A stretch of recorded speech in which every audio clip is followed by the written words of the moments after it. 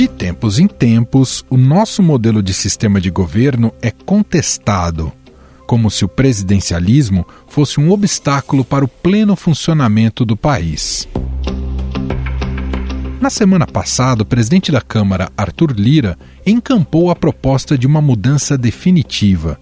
A ideia, segundo ele, é, a partir de março, debater em conjunto com as duas casas legislativas a adoção do semipresidencialismo no Brasil. A votação, porém, ficaria apenas para a próxima legislatura, com um novo Congresso eleito em 2023.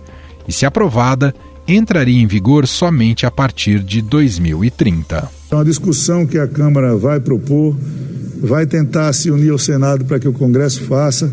Deve pegarmos os meses de março, abril, maio e junho para discutirmos o semipresidencialismo sem nenhum tipo de pressão de votação, sem nenhum tipo de texto pronto e sem perspectiva, inclusive, de votação antes da eleição, para que a gente possa deixar qualquer texto que seja discutido e analisado e escolhido pelos parlamentares para ser votado, inclusive, com um Congresso novo que seja escolhido em outubro. Uma mudança como essa traria quais implicações? No modelo semipresidencialista, o presidente continua sendo eleito pelo voto popular, mas a chefia de governo é exercida pelo primeiro-ministro, eleito pelas casas legislativas. Ou seja, o poder do Congresso aumentaria ainda mais. Desde o ano passado, Lira já articula uma mudança no sistema de governo por meio de PEC, como forma de aliviar a pressão que sofria pela abertura de um processo de impeachment contra o presidente Jair Bolsonaro. Muito claramente esse assunto precisa ser sedimentado, porque ele vai ser a solução de crises institucionais, como todos os presidentes passaram por algum problema de impeachment. Isso vai resolver problemas políticos de gestão e de coalizão.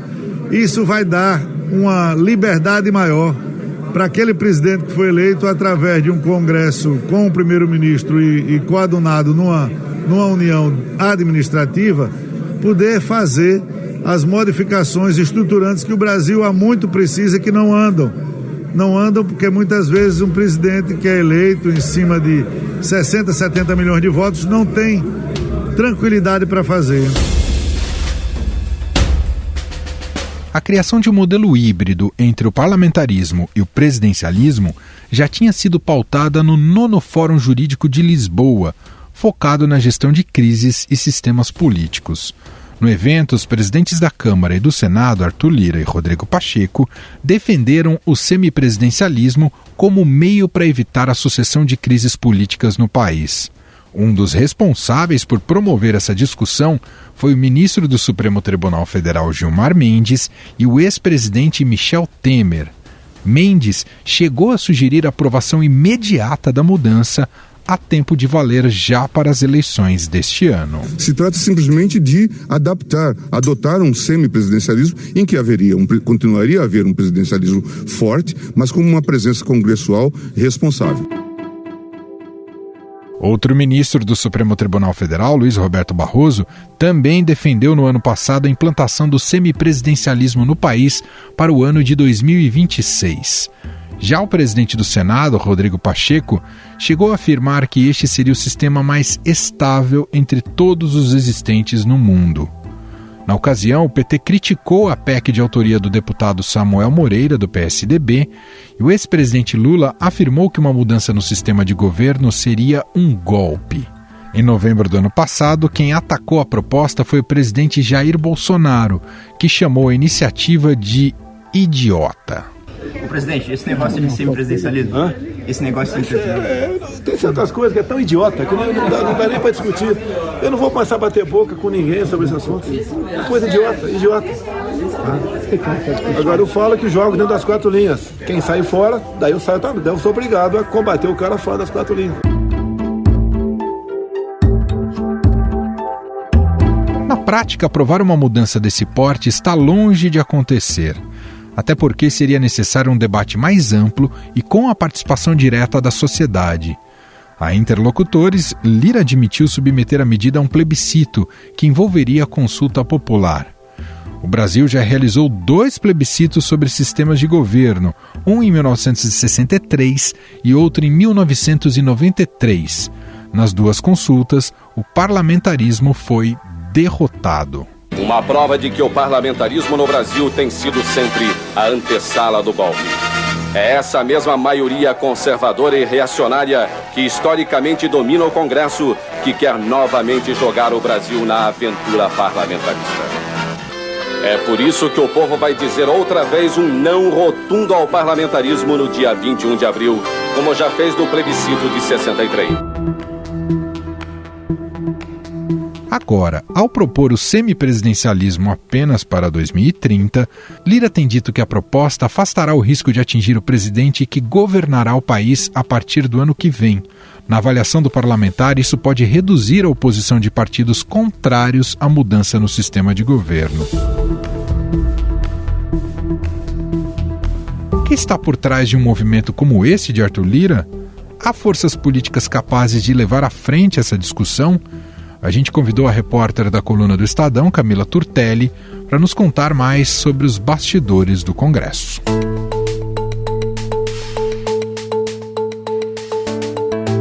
Olá, Turtelli, seja bem-vinda, tudo bem?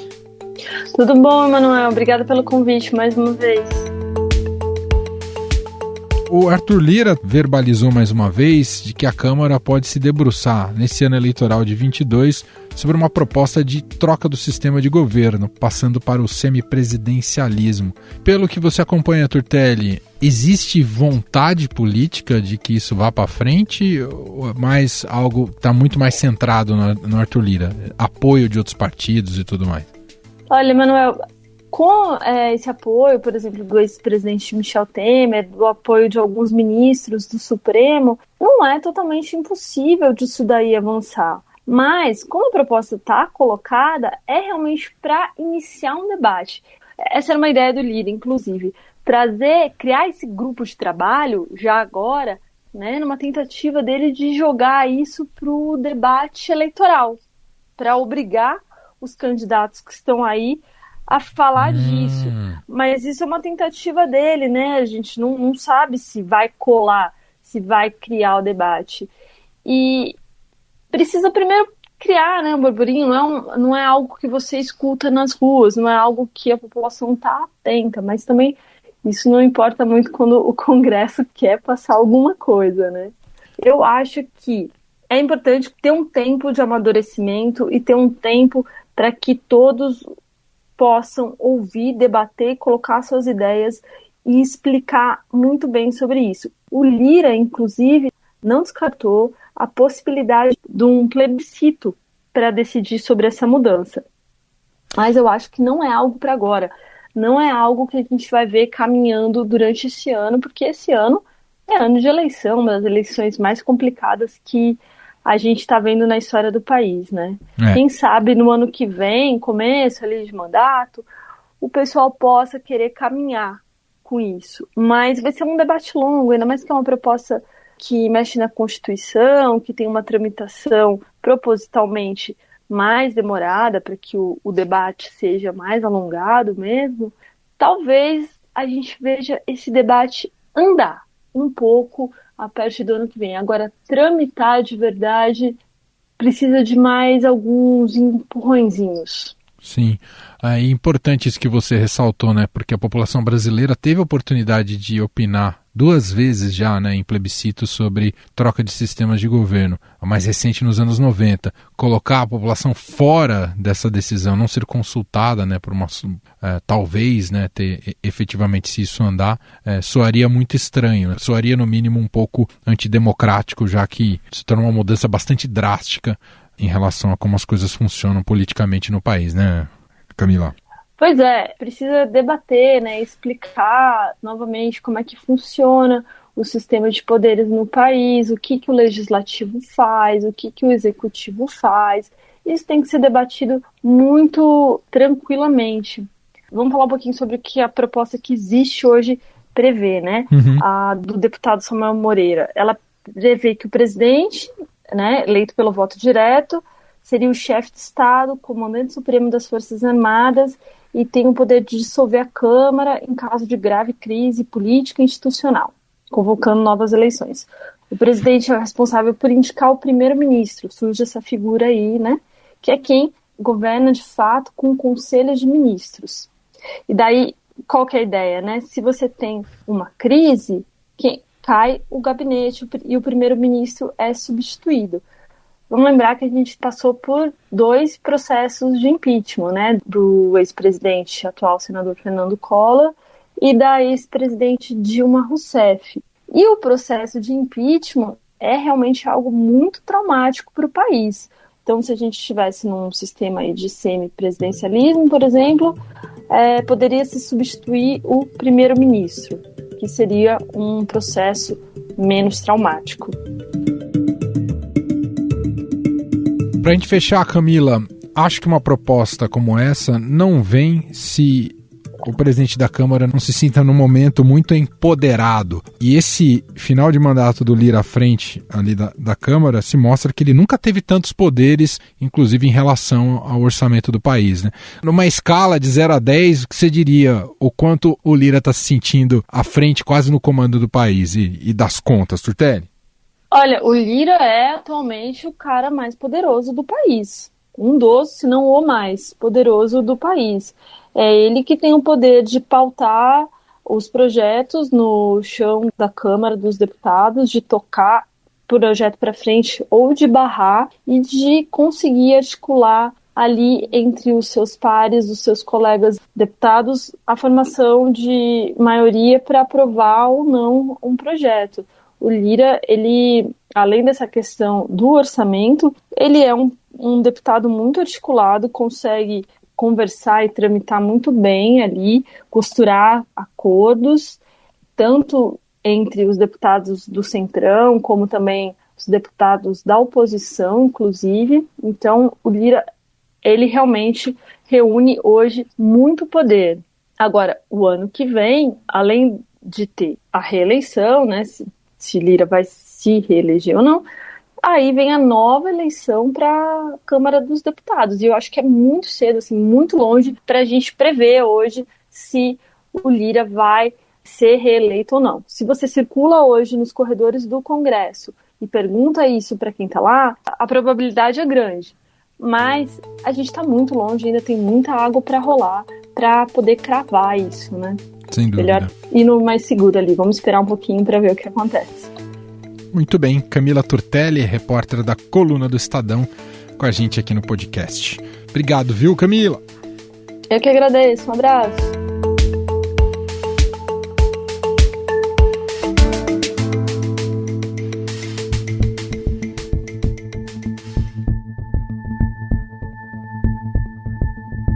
O presidente do Senado, Rodrigo Pacheco, aceitou debater o semipresidencialismo por meio de um grupo de trabalho no Congresso e também defendeu o fim da reeleição para cargos no Executivo.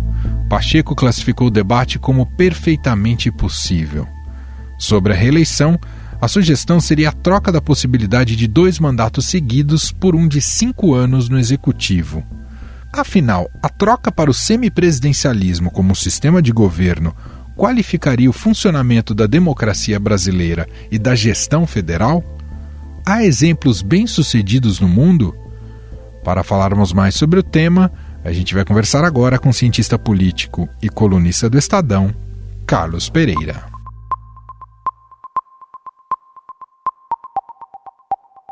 Olá, professor, seja muito bem-vindo, você está bem? Olá, Emanuel, estou bem, prazer estar aqui com você novamente. Qual é a sua primeira impressão quando você ouviu do presidente da Câmara, Arthur Lira, pautar em 2022 uma proposta que reforma o nosso sistema de governo, professor? Bom, a minha primeira reação é muito negativa. Eu acho que isso cheira casuísmo. O sistema de governo faz parte de um DNA de um país, a identidade de um país. Você não troca a identidade de um país por uma reforma da Constituição. Essa sociedade tem que ser consultada, tem que participar dessa discussão. Então, fazer isso em um ano eleitoral, em um ano em que as atenções da sociedade não vão estar voltadas para isso, é um risco muito grande de se mexer numa coisa que tem consequências muito grandes para a sociedade como um todo, né? Se faz uma panaceia gigantesca do semipresidencialismo como se fosse um sistema político ideal, como se ele pudesse ser implantado sob qualquer circunstância. O Brasil já é um sistema muito consensualista, ou seja, já existem muitos pontos de veto em potencial dentro do sistema político brasileiro. O sistema político brasileiro é federalista, multipartidário, você tem um judiciário independente, tem um Ministério Público independente, tem tribunais de contas independentes, tem uma estrutura federativa, como eu falei, com governadores, prefeitos, assembleias legislativas, quer dizer, você tem todo um arcabouço de pontos de veto no jogo e que isso, de certa forma, vai se complicar ainda mais com a inclusão de mais um ponto de veto, porque o semipresidencialismo nada mais é do que você ter um presidente eleito, que teria responsabilidades de ser o chefe de Estado, e um primeiro-ministro que seria o chefe de governo.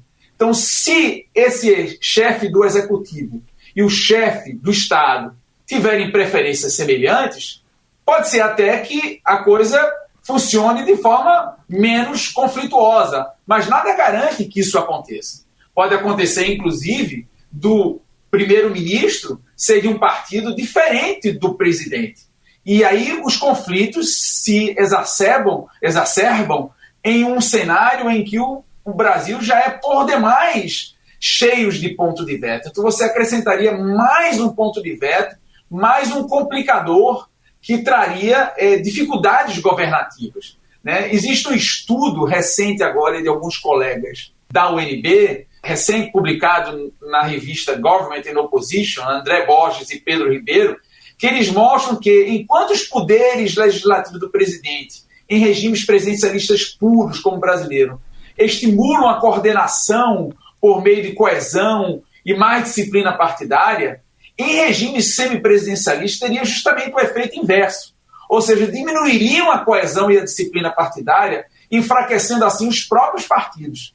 Então, essa eficiência almejada, supostamente almejada, do semipresidencialismo é condicionada à existência de presidentes fracos, sem poderes legislativos formais. Então, essa condição não é a condição que está sendo proposta no legislativo brasileiro. Pelo contrário, está se propondo a existência de um semipresidencialismo com um presidente, inclusive, com prerrogativas muito fortes, de, inclusive, indicar os representantes de Estado, como, por exemplo, ministros do Supremo, juízes de tribunais superiores e embaixadores. Quer dizer, o presidente iria ter poderes importantes que rivalizariam com esse primeiro-ministro. Então, para além dos problemas de coordenação e de boa governança entre esses dois poderes que seriam forjados com o semipresidencialismo, eu vejo a inconveniência dessa discussão se dar no ano eleitoral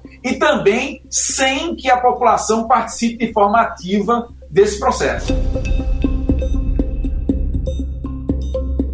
A natureza disso, professor, na sua visão, tem relação com a sucessão recente no país de presidentes com dificuldades nessa interlocução com o Congresso, presidentes mais frágeis? Eu acho que você matou a charada, Emanuel. Eu acho que está completamente correlacionado. Na realidade, as pessoas confundem disfuncionalidades institucionais supostamente atribuídas ao presidencialismo brasileiro com a má gerência.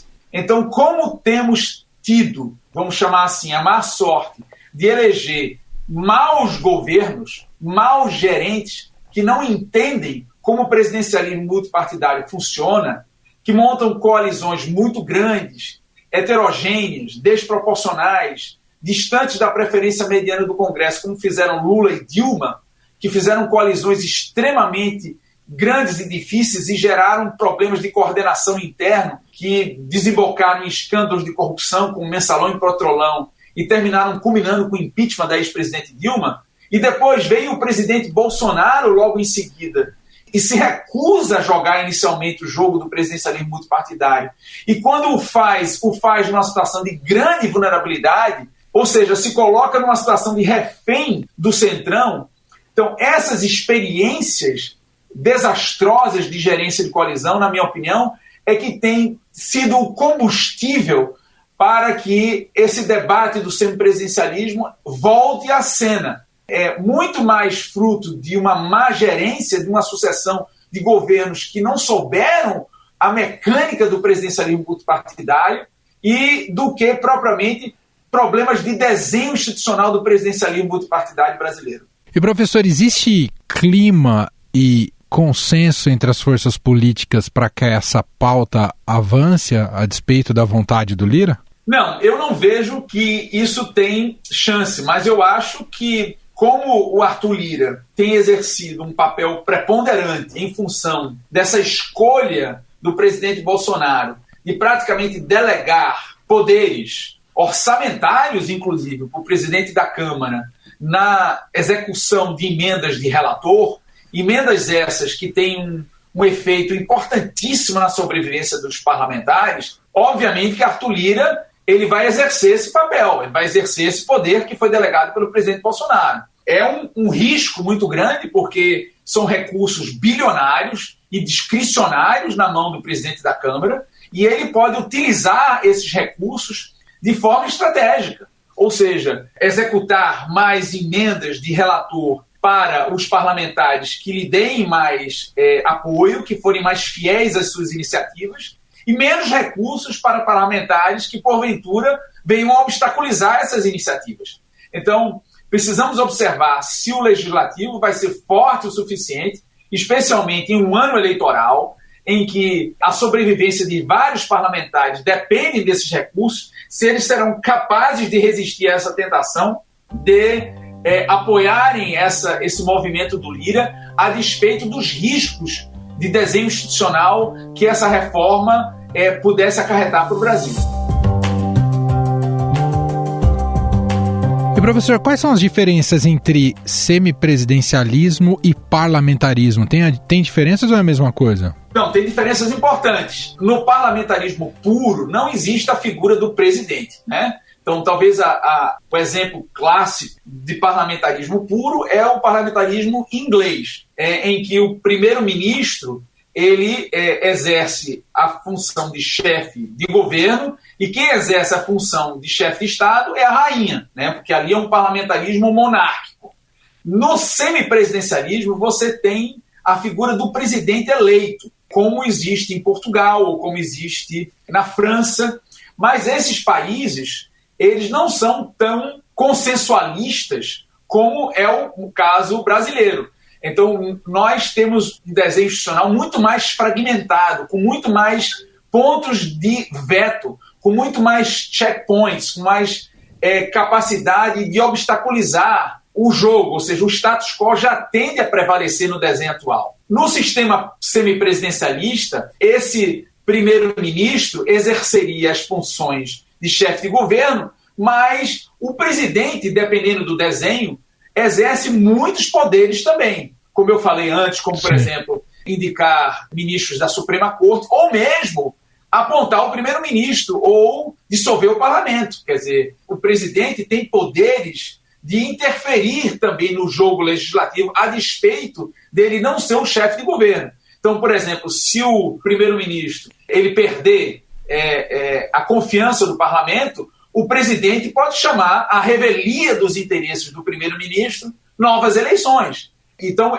esse jogo, a princípio, que pode gerar mais flexibilidade de você se livrar de um governo ruim, pode gerar muita instabilidade e conflitos se esse presidente vier a ter muitos poderes.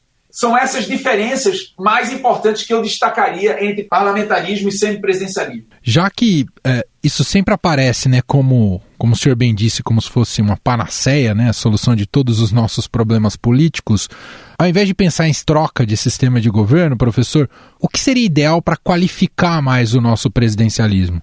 Bom, eu acho que é fundamental que neste debate, durante esse ano eleitoral, que os eleitores exijam dos seus candidatos que eles digam claramente como eles pretendem governar. Essa é uma discussão que nunca houve no Brasil. E os acordos sempre se dão a portas fechadas e você não sabe os termos dessa negociação, nem os custos dessa negociação.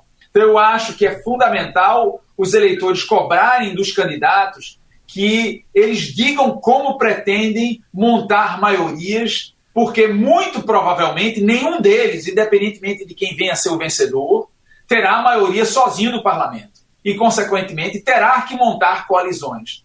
Como será esse mecanismo de montagem de coalizões? Quais são as ferramentas de montagem de maioria e de sustentação dessas maiorias? Por que que esses candidatos não contratualizam, como existe, por exemplo, em outros países, como na Alemanha, agora recentemente, um novo governo foi forjado em coalizão e eles fizeram um contrato público. E nesse contrato, com 100 páginas, eles se comprometeram publicamente em implementar uma agenda política e nesse contrato também pressupõe a divisão do poder.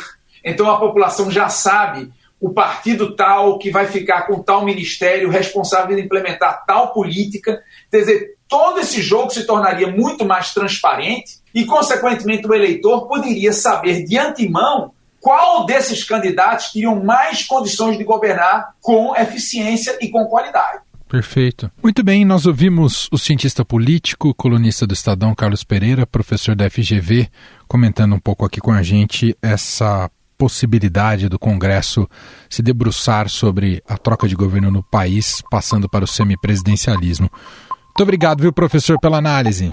Bom, um abraço, Manuel. A gente se vê outra vez. Estadão Notícias.